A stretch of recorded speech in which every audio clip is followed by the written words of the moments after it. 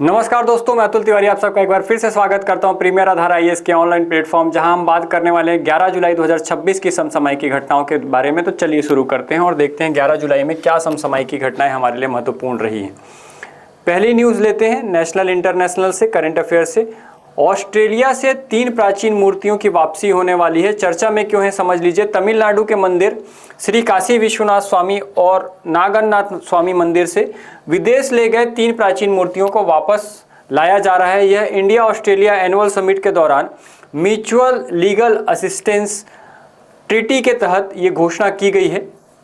ये राजवंश अगर देखें तो ये तीनों प्रतिमाएं 11वीं से 12वीं शताब्दी के शक्तिशाली चोल राजवंश के काल से संबंधित हैं। आपको स्क्रीन पे प्रतिमाएं दिखाई दे रही होंगी। इसमें देवी भद्रकाली की कांस्य प्रतिमा, ग्रेनाइट से बनी नंदी की प्रतिमा और 6 मुख वाले कार्तिकेय की प्रतिमा, ये आपको जो दिखाई दे रही है ये प्रमुख है। इन तीनों मूर्तियों की वापसी होने वाली है। चोल वंश जो है वो हमारे यहाँ पर 9वीं से 13वीं शताब्दी में शासन किया है, जो कि दक्षिण भारत के क्षेत्र में शासन कर रहा था, कावेरी नदी घाटी या प्रायद्वीप भारत के क्षेत्र में, जिसकी राजधानियां तंजावुर और गंगईकोंडा और चोलपुरम थी।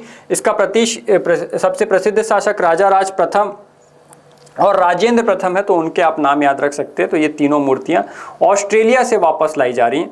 अगला हम देख रहे हैं मत्स्य उत्पादन में छत्तीसगढ़ देश के टॉप 10 राज्यों में 6ठे स्थान पर आ गया है। अगर हम देखें मत्स्य उत्पादन में छत्तीसगढ़ की उपलब्धि, तो मत्स्य उत्पादन में छत्तीसगढ़ देश के टॉप 10 राज्यों में 6वें स्थान पर आ गया। वार्षिक मत्स्य उत्पादन की बात करें तो राज्य का वार्षिक मत्स्य उत्पादन लगभग 8.73 लाख मीट्रिक टन से लेकर 9.59 लाख मीट्रिक टन तक पहुंच गया है। मत्स्य बीज उत्पादन में उपलब्धि अगर देखें तो मत्स्य बीज उत्पादन के मामले में छत्तीसगढ़ देश में 4थे स्थान पर है। वहीं मत्स्य पालन के क्या क्या लाभ हैं देखें तो रोजगार के नए अवसर प्राप्त होते हैं, पोषण एवं स्वास्थ्य सुधार होता है, ग्रामीण अर्थव्यवस्था को मजबूती मिलती है और जन संसाधनों का सतत उपयोग हो जाता है। अगर भारत के प्रमुख मुख्य उत्पादक जो राज्य है, मत्स्य उत्पादक राज्य, उनकी हम क्रम देखें तो सबसे पहले नंबर पर आंध्र प्रदेश आता है, दूसरे नंबर पर पश्चिम बंगाल, तीसरे नंबर पर उत्तर प्रदेश, चौथे नंबर पर उड़ीसा और गुजरात, 5वें नंबर पर, 6वें नंबर पर हमारा छत्तीसगढ़ आता है और 7वें नंबर पर बिहार, 8वें नंबर पर तमिलनाडु, 9वें नंबर पर महाराष्ट्र और 10वें नंबर पर कर्नाटक है। और हम लगातार इसमें वृद्धि दर्ज कर रहे हैं। आगे देख रहे हैं, ये है Leander pace player ambassador.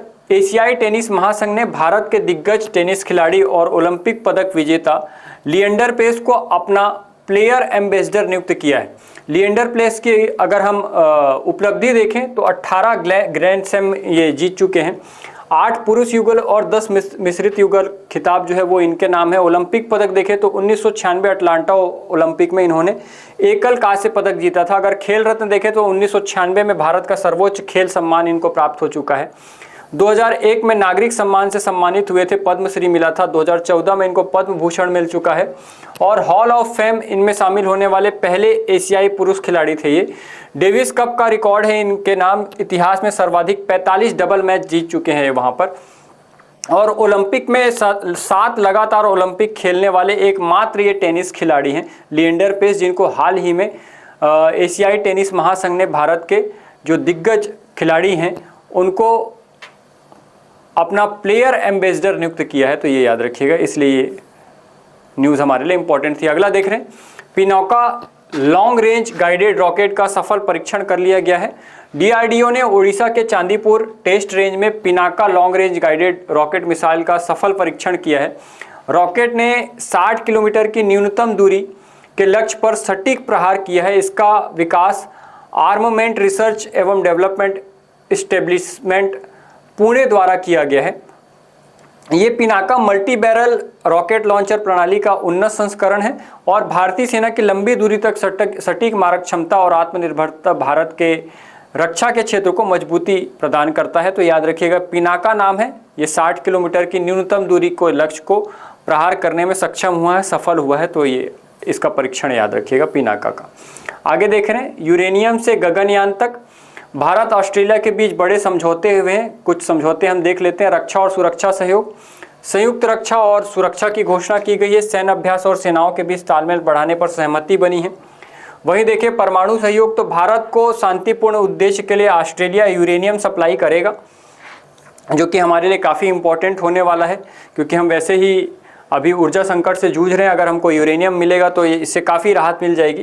Critical minerals हमको मिलने वाले हैं। दोनों देश लिथियम समेत महत्वपूर्ण खनिजों की सप्लाई चेन और प्रोसेसिंग में मदद करेंगे।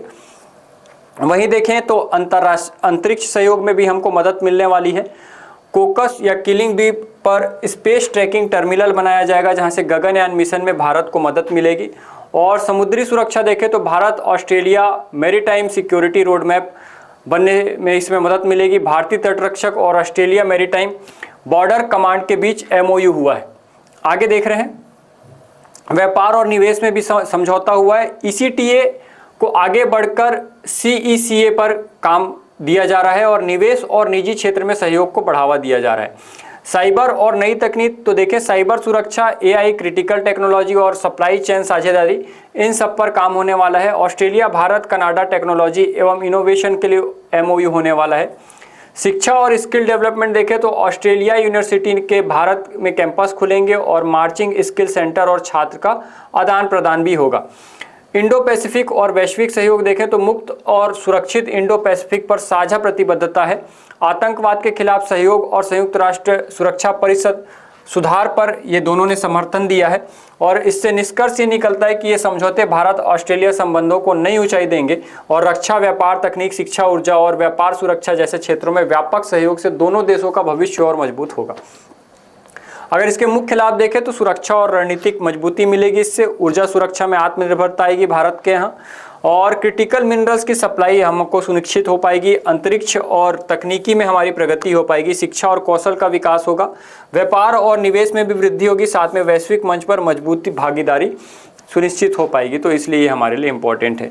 जयपुर दुनिया का जो है 6वां सबसे खुशहाल शहर बन गया है। देखें 2026 के विश्व के सबसे खुशहाल शहरों में जयपुर शामिल हो गया है। टाइम आउट द्वारा जारी 2026 की विश्व के 10वें खुशहाल शहरों की सूची में जयपुर को 6वां स्थान प्राप्त हुआ है। और ये उपलब्धि अगर देखें तो टॉप 10 में शामिल होने वाला एकमात्र ये भारतीय शहर है। वहीं पर शीर्ष शहरों की बात करें तो 3 शहर, पहला बाथ इंग्लैंड में है, दूसरा पनामा सिटी पनामा में, और तीसरा ग्वाडलाजारा ये मैक्सिको में है। ग्वाडलाजारा, ये तीनों को फर्स्ट 3 स्थान मिले हैं और हम जो है वो 6वें स्थान पर हैं। मतलब जयपुर जो है वो 6वें स्थान पर है। विश्व जनसंख्या दिवस 2026 के बारे में थोड़ी सी आर्टिकल देख लेते हैं।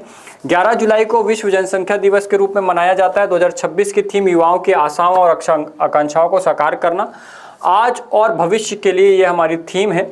और 11 जुलाई को विश्व जनसंख्या दिवस मनाया गया, जिसकी आपको शुभकामनाएं बहुत सारी। और आशा करता हूं कि आज का जो करंट अफेयर्स है वो आपको पसंद आया होगा। इसी प्रकार करंट अफेयर्स देखते रहिए और अपनी तैयारी को बेहतर करते रहिए, और हम इस वीडियो को और बेहतर बनाने का प्रयास करेंगे। आज के लिए इतना ही, जल्दी फिर से मुलाकात होगी, तब तक के लिए धन्यवाद। डियर व्यूअर्स, अपने एग्जाम की तैयारी को और बेहतर करने के लिए हमारे चैनल को लाइक, शेयर और सब्सक्राइब करना न भूलें।